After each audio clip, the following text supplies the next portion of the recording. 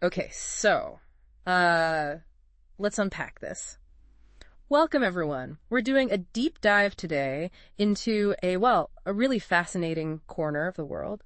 We've got some source material here, basically a travel guide, giving us a look into Uzbekistan. That's right. In this guide, it really paints a picture of a country that's, right at the heart of the legendary Silk Road. Exactly. So our mission really is to pull out the most interesting bits from this. We want to get to the key places, the flavors, the essential info you'd need, get a real sense of Uzbekistan without getting too bogged down in details. Sort of shortcut, then, to exploring a place just steeped in history. Yeah, think of it like that. A shortcut. We're aiming to flag the surprising stuff, give you just enough context to understand what makes it special, why it might be, somewhere to keep an eye on. And sense. So let's dive right in. The material calls Uzbekistan an untapped treasure. Why that phrase? What makes it stand out? Well, it seems it's about its position. Historically, and maybe even now, it wasn't just on the Silk Road.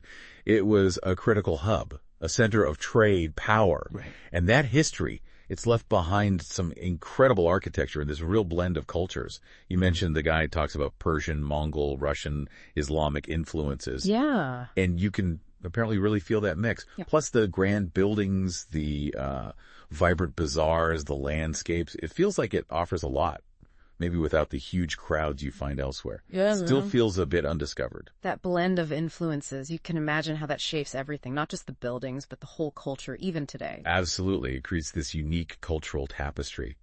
And that blend, the sheer depth of history, that's probably why the guide suggests it really appeals to adventurous travelers, history buffs, people looking for something genuinely off the beaten path, somewhere that still feels, authentic, surprising. It definitely sounds intriguing. Those tales of Silk Road traders, empires, scholars, you can almost picture the caravans arriving. And the best way to get that feeling, I suppose, is to look at the places themselves.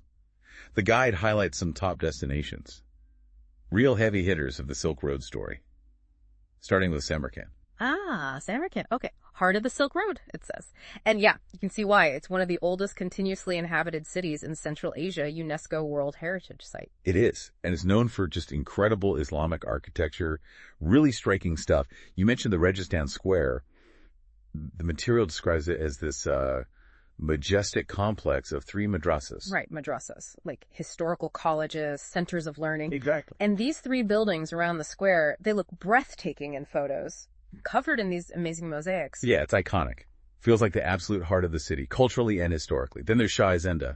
That's an acropolis. An acropolis, like a city of the dead, a grand cemetery complex. Pretty much, yeah.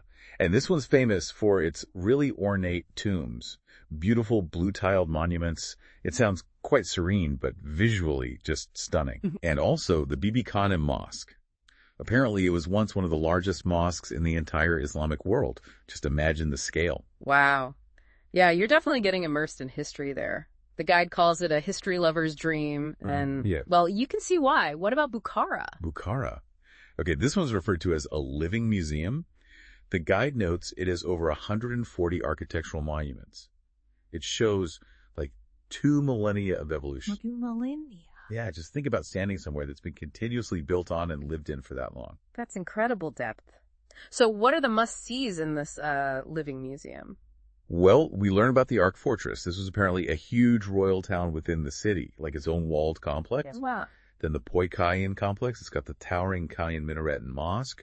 Minarets were, for the call to prayer, but also symbols of power. Right. And Liabi House. This sounds lovely, a tranquil square, surrounded by madrasas and cafes. Seems like a perfect spot to just kind of soak it all in, watch life go by amongst these ancient buildings. A tranquil square.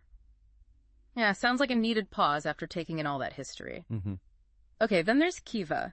The guide presents this one as an open-air museum. Yes, Khiva. It's ancient walled inner city, Ichang Kala. That's another UNESCO site. And the description is great. It says it's like a scene straight out of a fairy tale. A fairy tale city. That really sparks the imagination. What gives it that feel? Is it the color, the preservation? I think it's the completeness of it, the preserved nature of that inner city. The highlights mentioned are the Kolta Minor minaret. It's actually unfinished, but apparently stunning, with these vibrant blue tiles. Okay. Then the Kunya Ark Citadel, which was the former residence of Khiva's rulers, the Khans. Right, the Khans. And the Islam Koja minaret, which apparently offers panoramic views over that whole preserved cityscape. And the guide even mentions you can stay in traditional guest houses right inside Kala. Yeah. That would definitely add to that feeling of stepping back in time, wouldn't it?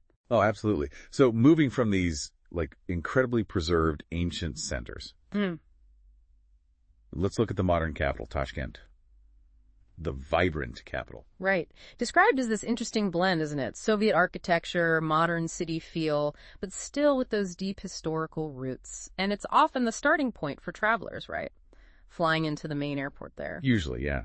And the top attractions kind of show that mix. You've got the Khast Imam complex, for instance. It houses one of the world's oldest Qurans. One of the oldest Qurans. Wow, that's a direct, tangible link to ancient history right there in the capital city. Exactly. Huge historical and religious significance.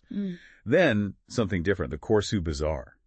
A really bustling market, apparently, in this distinctive, big, blue-domed building. So a traditional market experience, but in quite a striking structure. And Amir Timur Square, named after Timur, or Tamerlane, the famous conqueror. It's a popular urban spot, fountains, monuments. It speaks to a different historical era again. Sounds like Tashkent gives you a different perspective, shows how the country's evolved. Yeah, definitely. And then for something completely different again, Nukis and the Aral Sea region. Right. This section is aimed, it seems, at travelers drawn to more remote places. And, well, the guide uses the phrase tragic beauty. It highlights the ship graveyard in Moynak. Ah, yes. The pictures of those ships stranded in the desert. Exactly. And the tragedy is understanding why they're there, the shrinking of the Aral Sea. It's a really stark reminder of, well, environmental disaster caused by human actions. Incredibly powerful image. And in Nukis itself, there's a museum, the Savitsky Museum. Yes, and it's quite unexpected. It holds this incredible collection of Soviet-era art. A lot of it was avant-garde stuff, things that were suppressed or even banned back in Moscow. Really? Yeah. Savitsky, the museum's founder, basically saved it, hid it away out there in Uzbekistan.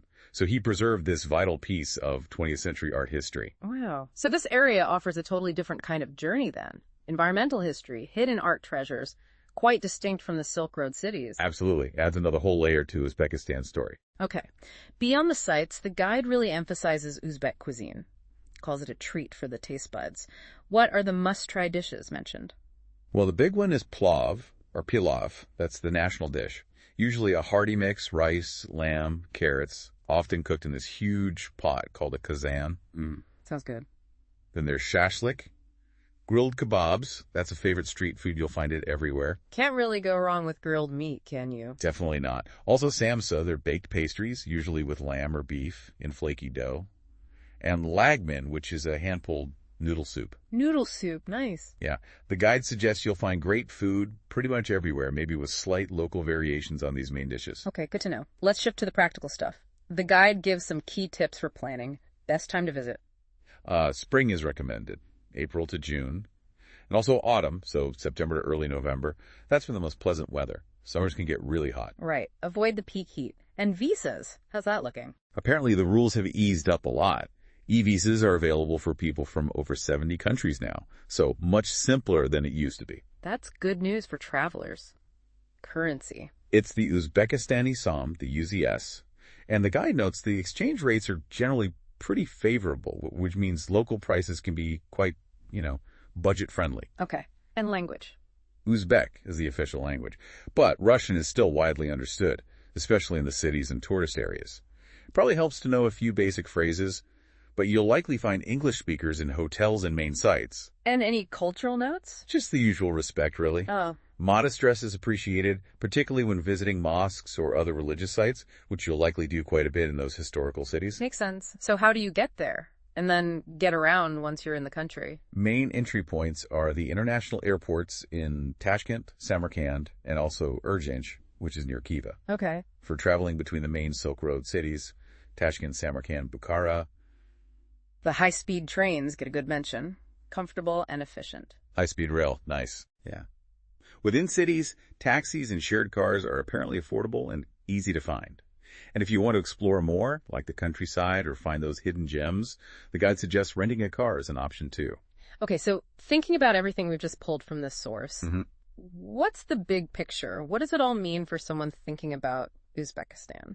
Well, it really comes across as a place where history isn't just locked away in museums.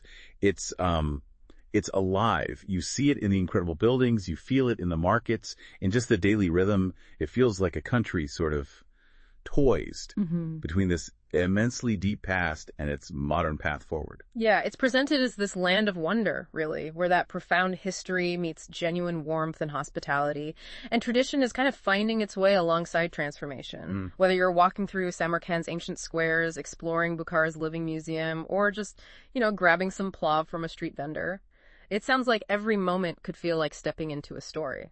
Exactly. And, here's maybe something really interesting to think about.